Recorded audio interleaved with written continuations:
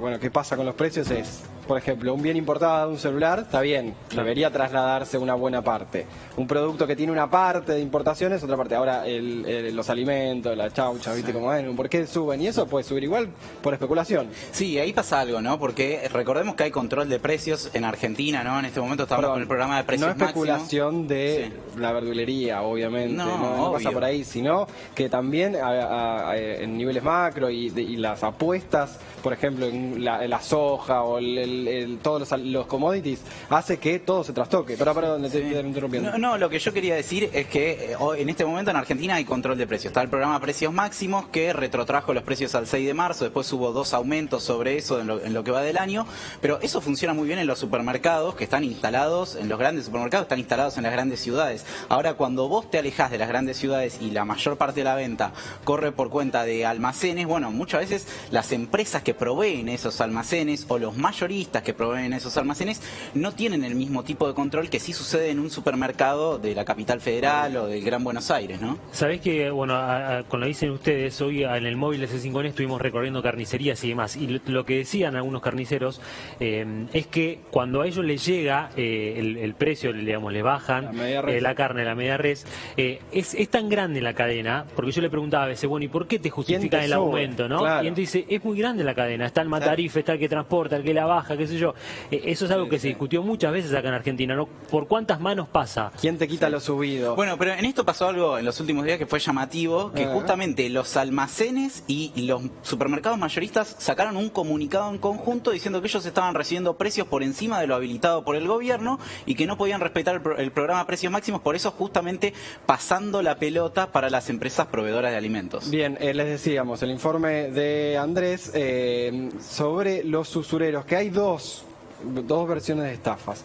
El que quiere ahorrar, y ya lo vimos mucho con el telar y de la abundancia y demás. El que quiere ahorrar y pone plata en un lugar que le ofrece el oro y todo, y lo terminan estafando. Pero acá es otro caso. ¿Cómo es el caso que a muchos les ha pasado y a mucha gente en muchos problemas, sobre todo endeudada con las entidades financieras formales o que no puede acceder a las entidades financieras formales, cae en esta? Sí, totalmente. Bueno, es algo que sucede hace mucho tiempo en Argentina, pero es verdad que estas cuestiones con la crisis se agravan mucho. Por eso, más allá de hablar de los usureros, vamos a hablar de los usureros de la pandemia, ahora, en medio del aislamiento social preventivo y obligatorio. Y seguramente ustedes lo hayan visto en su barrio, quizás había un local vacío o había un local comercial y de pronto se encontraron con uno de esos locales que dicen, te presto plata solamente con el documento de identidad. 5.000. Solo con tu carita. Claro, solo con el documento de identidad. Ni siquiera tenés que llevar el recibo de sueldo en muchos casos. 5.000, 10.000, 100.000 pesos.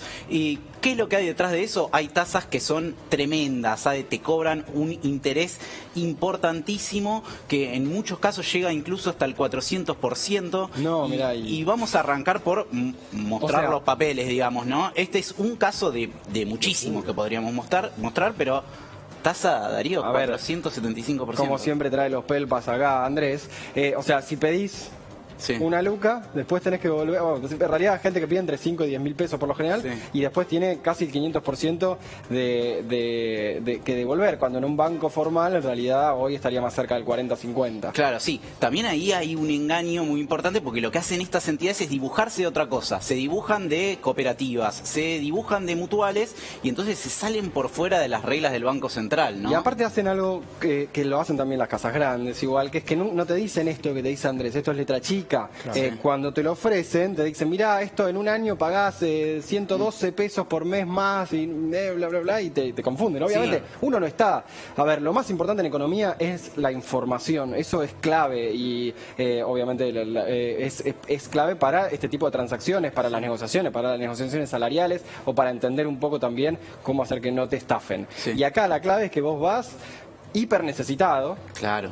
Y vulnerable. Yo hablé con una persona que trabajaba en realidad en este tipo de locales y lo que me contaba es que la operatoria es la siguiente. Lo que hacen es cuando la gente va a pedir el crédito, le ponen la plata arriba de la mesa para jugar con esa desesperación. O sea, la plata que te van a prestar te la ponen arriba de la mesa para que vos no leas nada de lo que está firmando. Y me contaba que en más de un año que trabajó en ese lugar, nunca ninguna de las personas que atendió leyó el contrato de qué se trataba. Pero vamos a repasar algunos de los datos más importantes importantes de en qué consiste esta estafa, ¿no? Claramente apuntan a quienes no pueden ingresar al sistema bancario, por supuesto, ¿no? Estamos hablando de jubilados, beneficiarios del ingreso familiar de emergencia y de la asignación universal por hijo. En esto quiero hacer un punto muy importante porque me contaba esta persona que trabajaba en uno de estos locales que se fue atrasando la fecha de pago, ¿no? Que se atrasaban en pagar los clientes. ¿Y por qué? Porque cobraban el IFE después del 10. Entonces ahí queda muy patente cómo también mucha gente en medio de la necesidad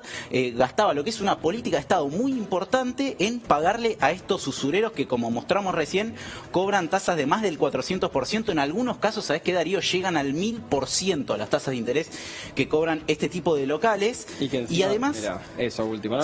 Sí, ahí... Por día de atraso te van sumando, obviamente. Claro, por día de atraso te van sumando y ese es la peor parte. Ese es el truco que algunos llaman como efecto bola de nieve, porque vos cada vez arrastrás más deuda.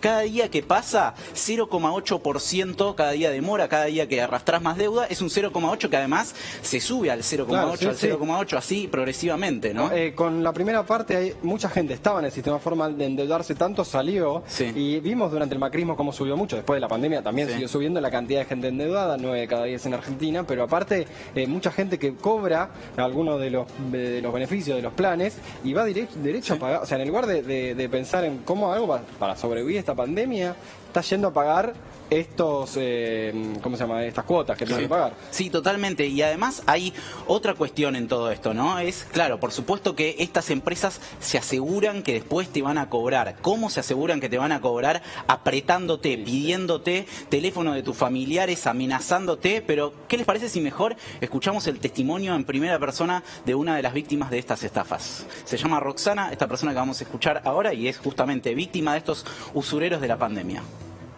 En los formularios se tienen que poner 2 números de contactos de teléfonos fijos de personas que sean titulares de la línea de ese domicilio.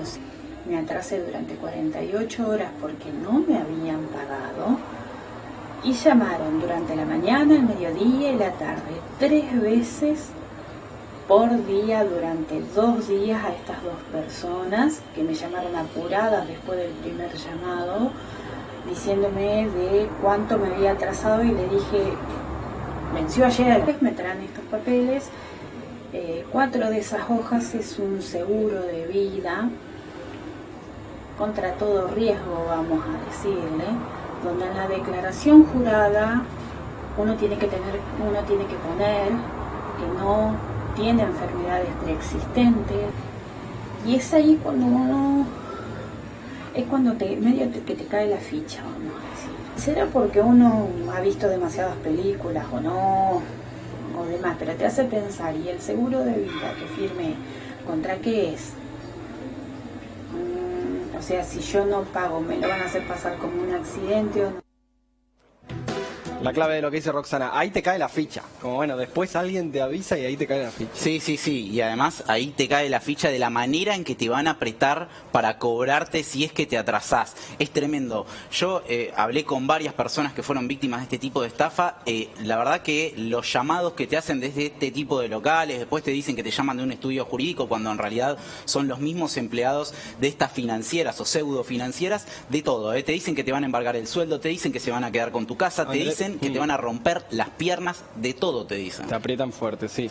Te metiste con este tema hace varios días y está, claro, obviamente enoja un montón y es parte de lo que hay que avisarnos para que ninguno más caiga y después le caiga la ficha, como son dice miles Roxana. Y miles de familias desesperadas que incurren a este tipo de empresas que desgraciadamente lo que hacen es nada más y nada menos que estafar a la gente. Lucrar ahí con la desesperación. Pasa siempre, en las crisis es mucho peor. Lo vamos a seguir con Andrés Lerner, obviamente, desde el minuto 1, desde el ámbito financiero también lo vamos a contar.